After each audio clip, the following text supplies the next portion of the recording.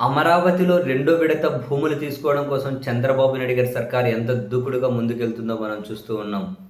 రైతులు ఎంత అపోజ్ చేస్తూ ఉన్నా, చివరికి వాళ్ళ పచ్చని పంట పొలాలను కూడా జేసీబీలతో ధ్వంసం చేసి మరీ భూములు తీసేసుకుంటూ ఉన్నారు. ఈ క్రమంలో సీడ్ యాక్సెస్ రోడ్డు కోసం అని చెప్పి విజయవాడకు చెందిన తన పేరు ఒక ఆమె నిర్మలత అని ఆవిడ చోడిశెట్టి నిర్మలత అని ఆమె 65 సెంట్లు ఉందట స్థలం.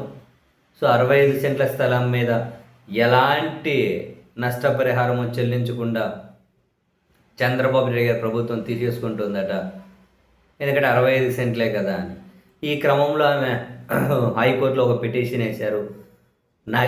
నాకేమీ నష్టపరిహారం చెల్లించకుండా దౌర్జన్యంగా ప్రభుత్వం భూమి తీసేసుకుంటుంది అని.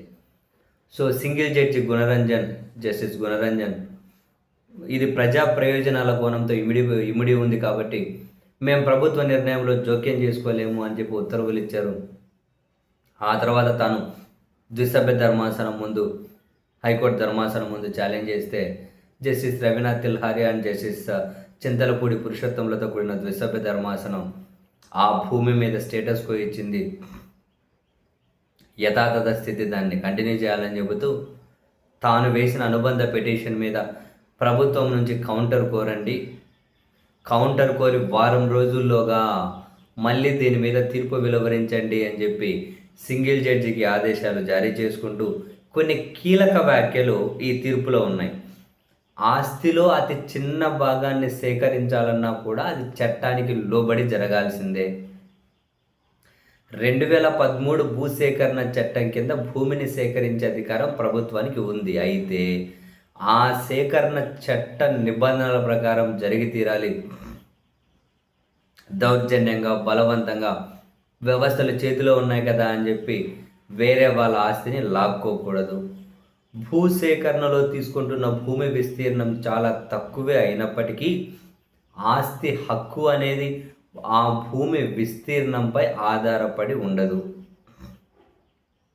విస్తృత ప్రజా ప్రయోజనానికి ఒక వ్యక్తి ప్రయోజనానికి మధ్య వైరుధ్యం ఏర్పడినప్పుడు విస్తృత ప్రజా ప్రయోజనమే నిలబడుతుంది. ఇతరుల దృష్టిలో ఆ ఆస్తి నష్టం ఎంత చిన్నదైనప్పటికీ చట్ట నిబంధనల ప్రకారం ఆ ఆస్తిని మినహాయించడానికి వీల్లేదు. చట్ట ప్రకారం అంటే కేవలం చట్టపరమైన అధికారం ఉండడం మాత్రమే కాదు, చట్టం నిర్దేశించిన విధి విధానాలను ఖచ్చితంగా అనుసరించడం కూడా.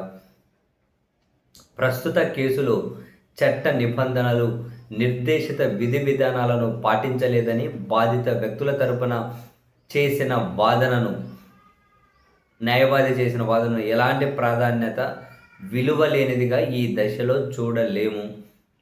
చట్ట విధి విధానాలను పాటించారా లేదా, దాని ప్రభావం ఏంటి అన్నది బాధితులు దాఖలు చేసిన రిట్ పిటిషన్లో తేల్చాల్సిన అంశం. ఈ నేపథ్యంలో అప్పీలుదారు ప్రయోజనాలను కాపాడడం అనేది సమంజసమైన చర్య అని చెప్పి చాలా క్లియర్గా తీర్పిచ్చారు. సో నెక్స్ట్ మరి ప్రభుత్వం ఎలాంటి నష్టపరిహారాన్ని చెల్లించాల్సి ఉంటుంది, తక్షణం చెల్లించిన తర్వాత మాత్రమే భూములు స్వాధీనం చేసుకునే హక్కు ఉంటుందా, ఏం జరగబోతుంది హైకోర్టులో? తీర్పు 65 సెంట్ల భూమికి సంబంధించే కావచ్చు, బట్ రెండో విడత చంద్రబాబు నాయుడు గారి సర్కార్ బలవంతంగా తీసుకోబోతున్న భూములన్నిటికీ కూడా ఈ తీర్పు వర్తించబోతుంది. చూద్దాం.